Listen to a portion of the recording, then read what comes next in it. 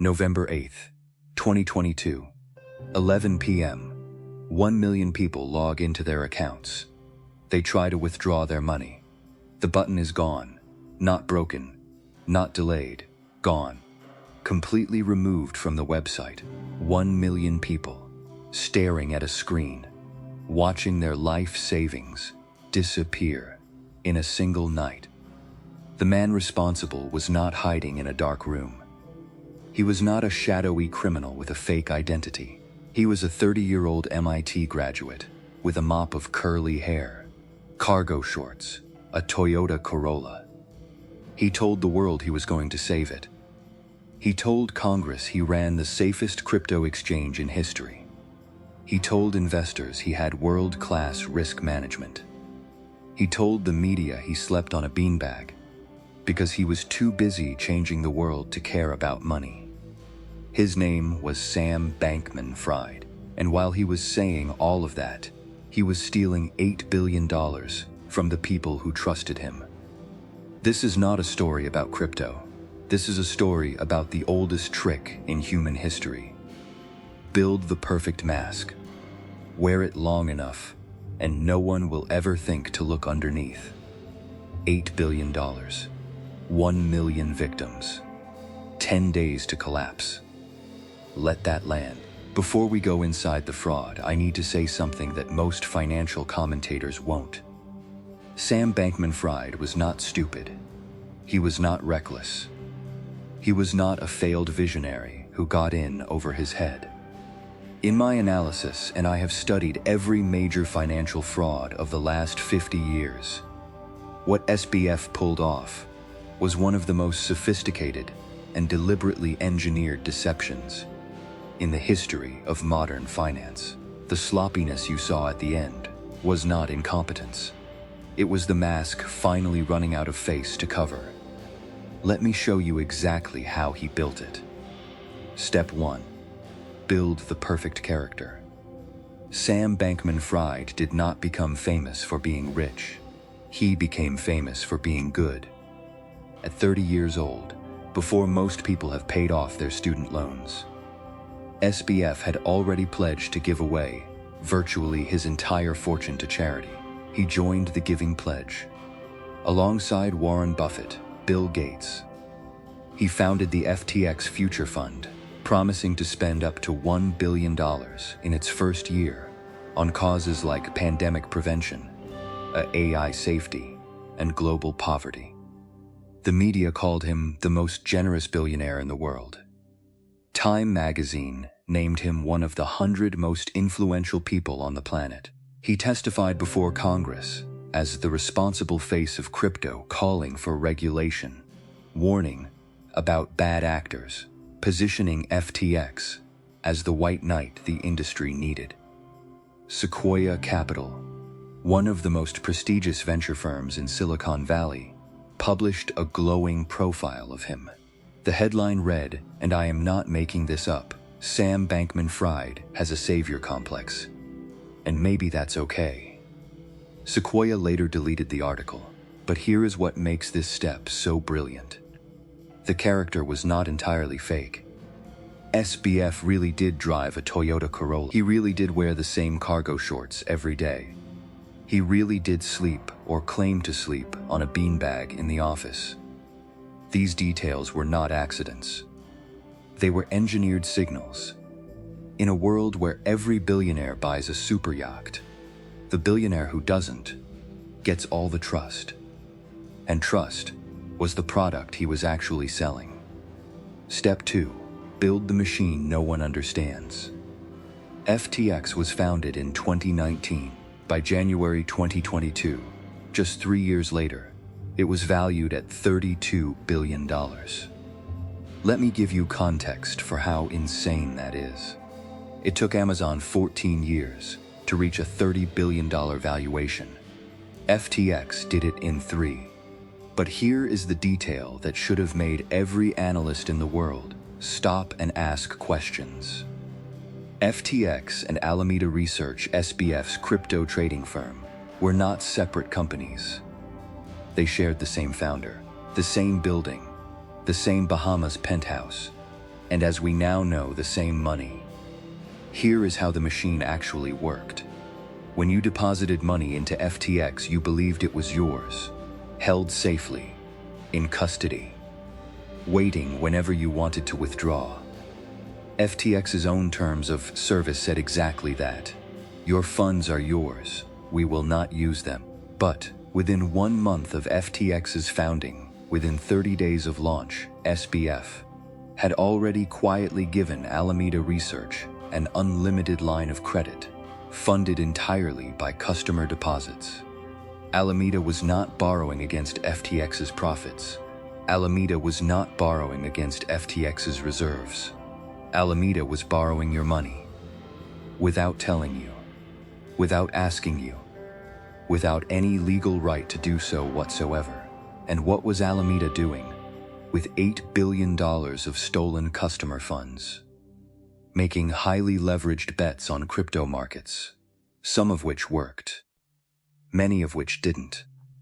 By the summer of 2022, after the Luna stablecoin collapse destroyed the broader crypto market, Alameda had lost so much money that the hole in FTX's customer accounts was already $3 billion deep and growing every single day. Here is the detail that makes my blood run cold as an analyst. SBF knew. He knew in May 2022. He knew in June 2022. He was told in clear terms by his own team that Alameda's losses had created a gap in customer funds that could not be filled without new deposits, coming in faster than withdrawals went out. Do you know what that is? That is the definition of a Ponzi scheme. Not crypto volatility, not market risk, not bad luck. A Ponzi scheme. The only question every single day from June 2022 onward was when the music would stop. Step 3. Build the fortress no one can see inside. FTX used proprietary software to hide the movement of customer funds to Alameda. This was not a bug. This was not an oversight. According to federal prosecutors, FTX had a secret backdoor built into its accounting system, a hidden function that allowed Alameda to withdraw funds from FTX without triggering the automatic risk controls that would have flagged any other account. Every other customer on FTX, if their account balance went negative, would be automatically liquidated. Alameda's account could go negative by billions of dollars, and nothing would happen. No alert, no flag, no automatic liquidation, just silence. Meanwhile, FTX was buying naming rights to the Miami Heat Arena for $135 million, running Super Bowl ads, paying Tom Brady and Gisele Bündchen tens of millions to smile for the cameras, sponsoring Formula One, the Coachella Music Festival, creating one of the most aggressive and visible marketing campaigns in crypto history, all funded directly or indirectly by customer deposits. Your money, paying for the spectacle designed to make you deposit more money. And here is the part that no one in the media has said clearly enough. It worked perfectly. For 3 years, it worked perfectly. Pattern interrupt. Here is my personal assessment as a financial analyst. The FTX collapse was not caused by the crypto market downturn. The Luna crash in May 2022 did not create the fraud. It revealed it. The fraud had been running quietly, deliberately, systematically from the very first month FTX existed. 3 years of stolen customer funds. 3 years of fabricated financial statements. 3 years of a character so carefully constructed that Time Magazine, Sequoia Capital, and the United States Congress all fell for it. This was not a startup that failed. This was a bank robbery disguised as a technology company. Step 4. The 10 days that ended everything. November 2nd, 2022. CoinDesk, a relatively small crypto news publication, publishes an article. It reveals that Alameda Research's $14.6 billion balance sheet is mostly made up of FTT tokens. FTT is FTX's own cryptocurrency created by FTX with no real underlying value outside of the FTX ecosystem. 40% of Alameda's entire balance sheet is a token that Alameda's parent company printed out of thin air. The financial world reads this, and Changpeng Zhao, the CIO of Binance and SBF's most powerful rival, does something devastating. He tweets one tweet. He says Binance will sell all of its FTT holdings, $580 million worth, due to, quote, recent revelations. That's it. One tweet from one man, and it is over. FTT begins to collapse. If FTT collapses, Alameda's balance sheet collapses. If Alameda's balance sheet collapses, the entire $8 billion fiction collapses with it. FTX customers begin withdrawing, slowly at first, then faster, then all at once. Within 48 hours, customers are trying to pull $6 billion out of FTX. SBF calls Binance. He begs Changpeng Zhao to bail him out. CZ agrees to look at the books. CZ looks at the books. CZ walks away. Within hours, the bailout is dead. The statement from Binance is 4 words. Issues are beyond our comfort. 4 words that sealed the fate of 1 million customers. November 8th, 2022. SBF does the unthinkable. He disables withdrawals. 1 million people in one night cannot access their money. The button is gone. 3 days later, November 11th, FTX files for bankruptcy. John J. Ray III is appointed as the new CIO to oversee the collapse. John J. Ray III oversaw the bankruptcy of Enron. He has seen financial disasters up close his entire career. And in his first filing to the court, he writes something I believe should be read in every business school on earth. He writes, "Never in my career have I seen such a complete failure of corporate controls and such a complete absence of trustworthy financial information as occurred here. The man who cleaned up Enron had never seen anything like FTX." Let that settle in. November 12th. While FTX is in bankruptcy proceedings, $473 million vanishes from FTX's remaining wallets. An unauthorized transaction. Money moved out of the platform while it is in bankruptcy with no explanation. SBF calls it a hack on a Telegram channel. The Department of Justice later charges 3 individuals with a SIM swap operation.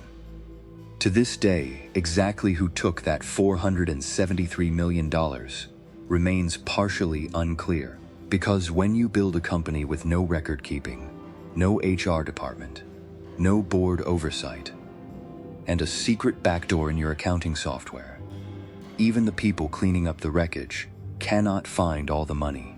The fallout. December 12th, 2022. SBF is arrested in Nassau, the Bahamas. The bail is set at $250 million, the largest bail bond in American legal history. He is released to house arrest at his parents' home in Palo Alto, California. His parents, Stanford law professors, whose home in the Bahamas had been purchased for $16 million, using FTX customer funds. In January 2023, SBF pleads not guilty. In August 2023, he is sent back to jail for witness tampering. Prosecutors alleged he shared his ex-girlfriend Caroline Ellison's personal diary with the New York Times.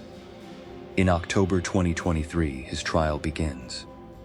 Caroline Ellison, the CIO of Alameda Research, takes the stand.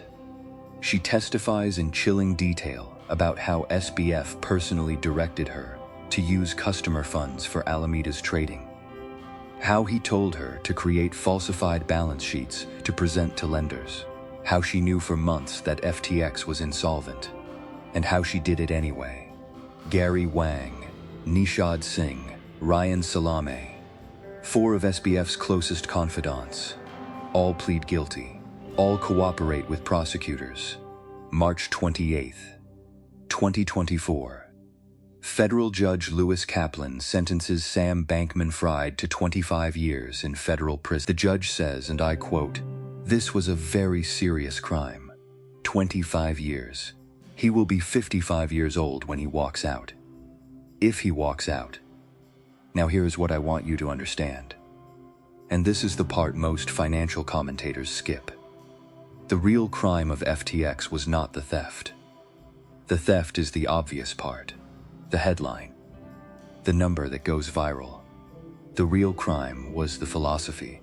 Sam Bankman-Fried genuinely believed, or claimed to believe, in a moral framework called effective altruism. The idea that you should earn as much money as possible in order to give it all away. That the ends justify the means. That if your goal is saving the world, you can take bigger risks. Be more aggressive. Cut more corners. Because the goodness of the outcome outweighs the badness of the method. This is the most dangerous idea in modern finance. And I will tell you exactly why. Because it gives the person who holds it unlimited permission. SBF did not see himself as a thief. In his own mental framework, he was gambling with your money to make enough to save the world. He was going to pay it back. He was going to make it right. He was the hero of his own story. Right up until the moment the hero became the prisoner in cell, Block 7. The philosopher who inspired effective altruism, William McCaskill, later said publicly, "If that goodwill laundered fraud, I am ashamed." That sentence deserves to be carved above the entrance to every philosophy department on earth. Because good intentions without accountability are not a moral framework. They are a permission slip. So here is where we land. Was Sam Bankman-Fried a genius? Yes. Was he evil? That is the wrong question. The right question is this. How did one person with the right story, the right clothes, the right philosophy, and the right amount of calculated humility convince Sequoia Capital, Time Magazine, the United States Congress, and 1 million ordinary people to hand over their money without asking a single hard question? The answer is uncomfortable. Because the answer is not about Sam Bankman-Fried. The answer is about us. We wanted to believe in him. We needed to believe that someone in finance was actually one of the good guys. And the moment we needed that badly enough to stop asking questions, he took everything. $8 billion. Gone. Not to a villain. To the man we chose to trust. And that is the most expensive lesson in the history of crypto. The mask does not fall on its own. We have to be willing to look for it. If this changed how you see trust, money, and the stories we choose to believe, subscribe. Because next time, we go inside the collapse that SBF himself said scared him more than FTX. And it involves a name you already know. You won't want to miss it.